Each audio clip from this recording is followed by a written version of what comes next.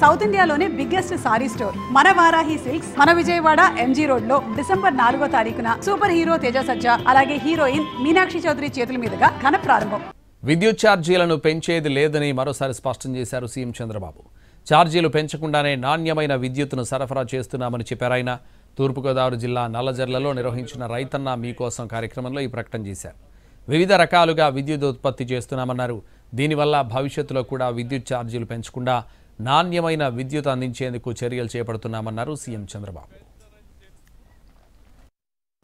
ఈరోజు కరెంట్ ఉంది. కరెంట్ విషయంలో మీరు ఒకసారి చూస్తే నేను సమస్యను పరిష్కారం చేయగలుగుతున్నాను. ప్రస్తుతం చేసి వెళ్ళారు. నేను ఆ రోజు హామీ ఇచ్చాను, నేను కరెంటు ఛార్జీలు పెంచనని చెప్పా. కరెంటు ఛార్జీలు పెంచనని మరొకసారి మీ అందరికీ విజ్ఞప్తి చేస్తున్నా. నిన్నే రివ్యూ చేశాను. ఎందుకంటే అనేకమైన వినూత్నమైన కార్యక్రమాలతో ముందుకు పోయాం.